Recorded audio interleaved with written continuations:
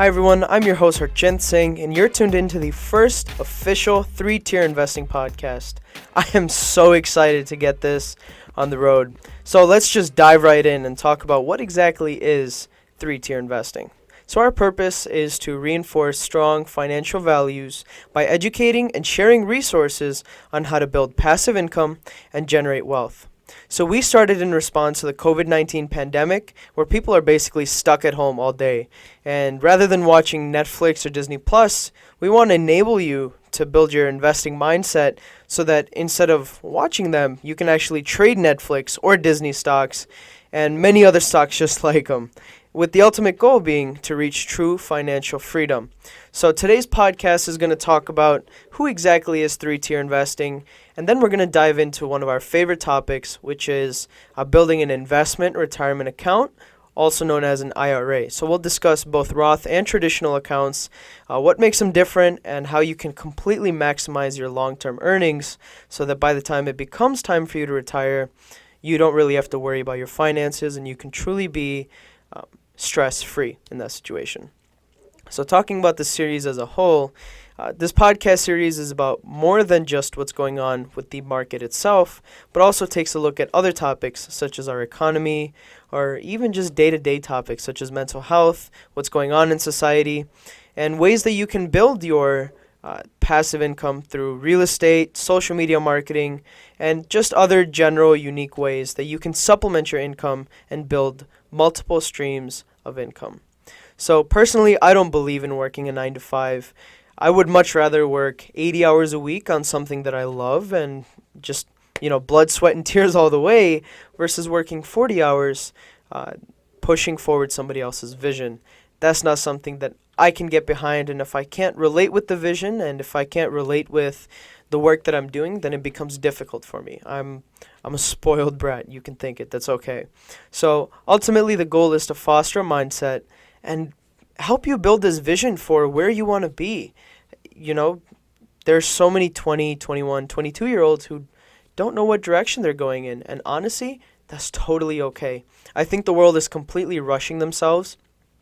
Essentially, nobody cares what you're doing until you kind of hit 30. And then it's like, okay, you're 30 years old. What have you done in these past 10 years of freedom that you've had? You could be 27, broke, and not have anything to your name, but you could come up with something so innovative, so creative, and end up making $5 million. And then when you turn 30, everybody's just going to say, wow, look how successful this person is. So one of the other things that we want to do is basically get rid of the stigmatism that you have to win the race of wealth, that you have to be the first person to reach $1 million in your friend group or anybody from your high school. It's about following the path that suits you best so that you can follow your goals, whatever they are, and be happy and be comfortable and financially free. So over the past 2 months, we've been running a pilot program on Discord, which is a very popular app used by gamers primarily, but it's often used by people who like to trade, and we kind of built this community of over 400 to 500 people, and it's been pretty amazing to see how much these people have learned, how much they've shared, and how their analytic skills have just gone insanely through the roof. So gains have ranged from 30% to 268%, with one of our members who started with like $100 and now they're at $1,100, which is absolutely insane. So it's situations like this that really motivate you to say that I don't have to work 40 hours a week or 60 hours a week or even 80 hours a week to pay my bills. And that's it. That's where all my money goes. It goes to pay bills. I need to buy food. I need to pay for rent. And at the end of the month, I'm left with $3, and maybe I can spend that on some ice cream, right? The goal is to build this level of financial freedom where you don't have to worry about how you're going to pay your rent. You can buy that extra food you've been eyeing at the grocery store. You can bring yourself comfort. And that financial freedom will not only help you be happier, but it's also going to help you live longer because you're not going to be stressing over things like that.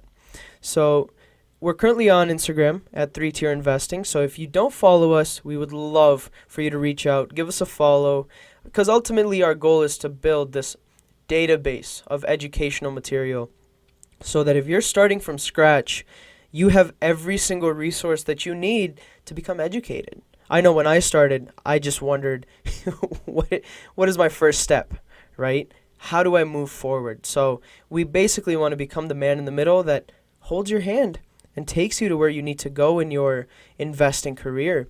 And this is going to be a learning experience as we move forward. Whether this podcast becomes something that we start sharing with guests, of course, with the whole pandemic going on right now, that may not be the best opportunity, but ultimately this is for you. So if you have any ideas on what you would like to learn about or something that's piquing your mind, again, whether it's about mental health or real estate, the topics are so vast. The goal is to become the most optimal version of yourself. So if you've got any ideas, again, please follow us on Instagram at 3Tier Investing. Shoot us a DM saying, I would love to learn more about, and tell us what you want to learn so that we can do the work for you, so that we can teach you, so that you can be well on your way to become financially free and financially literate. So for this first podcast, I thought that the best topic to start with would be to discuss the investment retirement accounts. So this is something that I encourage everybody to start as soon as they turn 18. And we'll talk about why. Because when we look at the numbers and we look at the long-term effect of this, it kind of blows your mind to see how much money you're leaving on the table, not only in your current day scenario, but in the long-term growth as well. So let's dive right into it. So again, investment retirement account, also known as IRA, is a great way for you to save your money and to save money that you would have spent on taxes. So there are two versions. The first is called a Roth IRA, and the second is called a traditional IRA. So let's discuss a little bit about what they mean. So the traditional IRA is where you basically do tax deductions. So it comes right out of your paycheck. So you don't pay taxes on your contributions. And once you retire and you're ready to take that money out, you pay the tax based on what you think your income tax is going to be. So if you're paying 35% on your taxes right now, instead of paying 35% on every single contribution you make, let's say when you're 65, you only plan on working part-time and you think your tax rate is going to be much lower. You save a lot of money that way. So instead of paying 35%, you're going to be paying 12% in the future. And the Roth IRA is a little bit different. So you would pay the tax now. So you would pay the taxes on your income or whatever the case may be, as you normally would. And then from that pool that you're left with, then you make contributions. However, any gains you make on that money is completely tax-free. So if I grow my account every year and I make a ton of money, let's say I retire with $600,000 extra, just as a random number, I don't pay a single dime for taxes because I've already paid that, and now any gains that I make, completely free. So let's talk about contributions. What are you limited to? So for your investment retirement accounts, the limit for both accounts is up to $6,000 if you're under 50 and $7,000 if you're over 50. So taking the case of being under 50, $6,000 a year basically equates to being about $500 a month that you can put kind of like in this rainy fund for yourself, where the money's away, you're not going to be able to spend it, you're not going to be able to blow it on car parts or whatever makes you happy, or if you're into guitars, maybe you're feeling greedy and you want to get that guitar. Instead, you kind of balance yourself and say, okay, let me put this in my Roth IRA. So you've already paid the taxes, you put the money in. So it is important to note that it's possible to have both accounts, but your limit still stays the same. So you have a total amount that you can contribute of $6,000, and you can divvy that up any way, but you can't give a penny over $6,000 overall in both accounts. So let's talk about limitations. So the Roth IRA, if you're a single contributor with the modified adjusted growth income, you basically can only have up to $139,000 annual income. And if you're married, that limit is raised to about $206,000, being your overall adjusted gross income. So as long as you have below that, you have the ability to keep contributing to your Roth IRA. So the moment you kind of cross over that, you reach this point where you have to basically stick to the traditional IRA. In a situation like that, let's say that you need to make withdrawals when the time comes. So in a traditional account, you have to take out a specific percentage or deductions, as they say, the moment you turn 70 and a half or so. So in comparison, in the Roth IRA, you don't really have any requirements to take out your money. In fact, if you don't want to take out the money at all, you don't need it. Let's say you did fantastic things with your investing career while you were working or in your prime years, then you can leave all that money in your account. And if you have descendants or if you'd like to put that money elsewhere, you can just leave it in that account and you can pass it forward. So if you've got a daughter that you'd love to give this big cash nest to, you have the ability to just leave it in your account, never take a dime out, and you can pass that forward. So it almost becomes a safety net for your future generations. And the beautiful thing about that is when that money is passed on, they don't have to pay taxes either. So they have two options. They can either take out all that money or they can throw it into their own IRA, which is, of course, the most preferable version if you're going long term. So when you think about long-term gains, it's so crucial to start young. So let's pose this hypothetical scenario. You're 20 years old. You just opened your IRA account.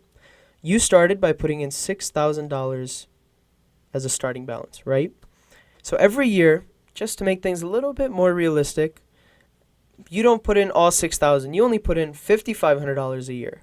And I believe that was the limit for 2017. Please don't quote me on that. Every year, you decide to make an average of 9% on your portfolio until you turn 65 years old. So that same money compounded is now worth $3.44 million. So just think about that. You saved for 45 years in your Roth IRA account, and you made $3.4 million.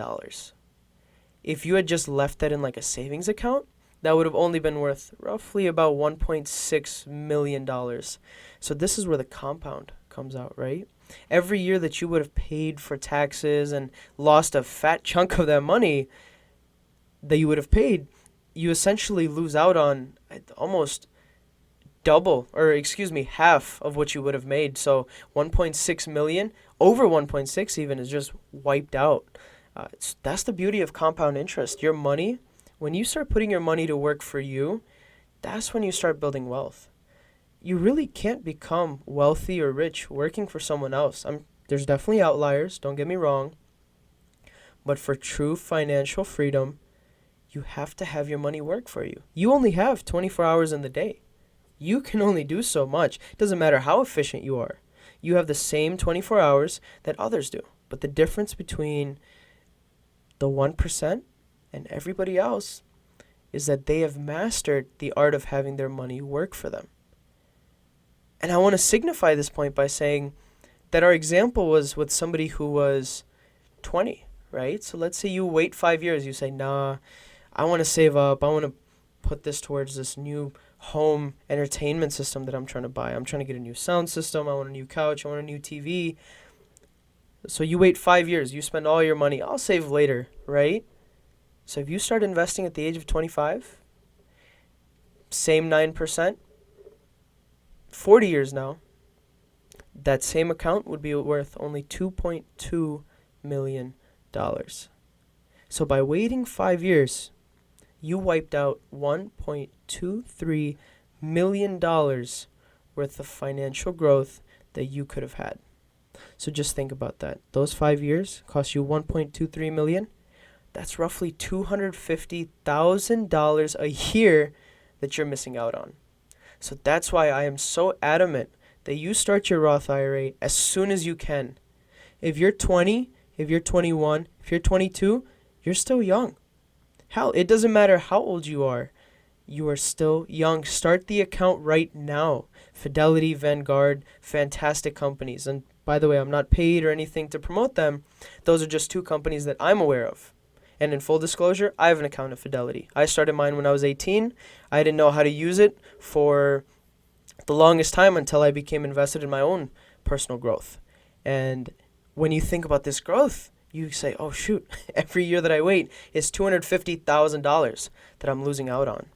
So it is important to note, as I mentioned before, if you're over 50 years old, you can contribute $7,000 for your IRA. So it's basically this catch-up game that you can play where you can give more money towards your account.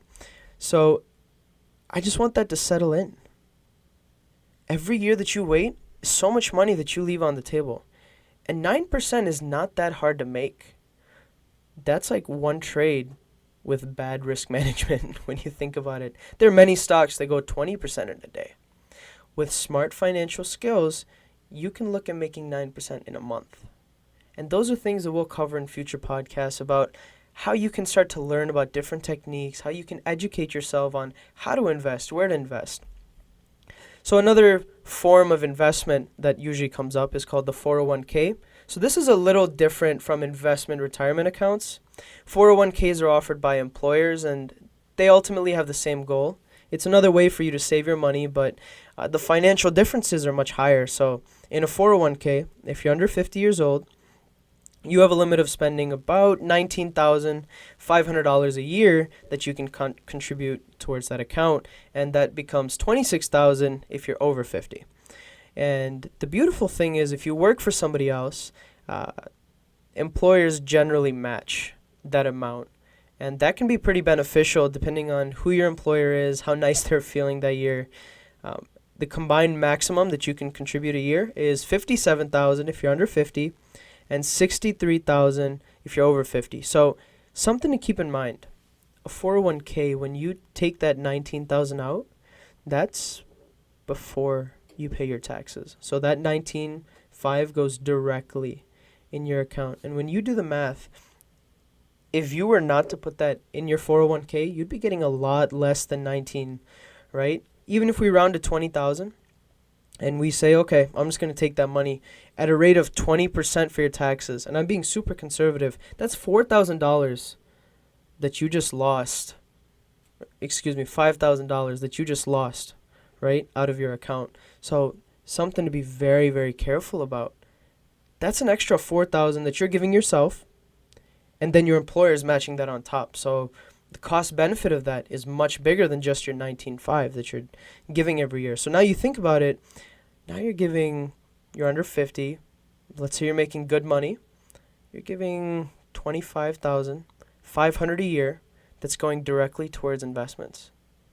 Now, that's a lot of money. And if you can learn to live conservatively and to live within your means, ultimately, there's no way that you will not be successful.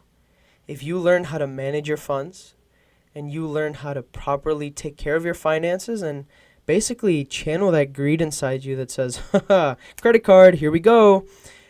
It's so sad to see how much credit card debt has basically taken over our country, right? And, I'm from America, so I'm very proud to be an American citizen, to be able to take advantage of all these resources here.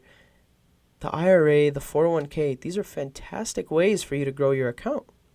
And to not take advantage of that is leaving hundreds of thousands of dollars a year on the table. So if you come from a situation where you've never been taught how to manage your funds, or you simply never found any interest in it, I highly suggest doing a little bit more research, using this podcast as a stepping stone into building and starting that retirement account. And if my words mean anything to you, please go online, go to the website for either Fidelity or Vanguard or whoever you may prefer for your retirement account. Do some research. And if you can, start the account today. Every day that you waste is thousands, and every year that you waste is hundreds of thousands of dollars.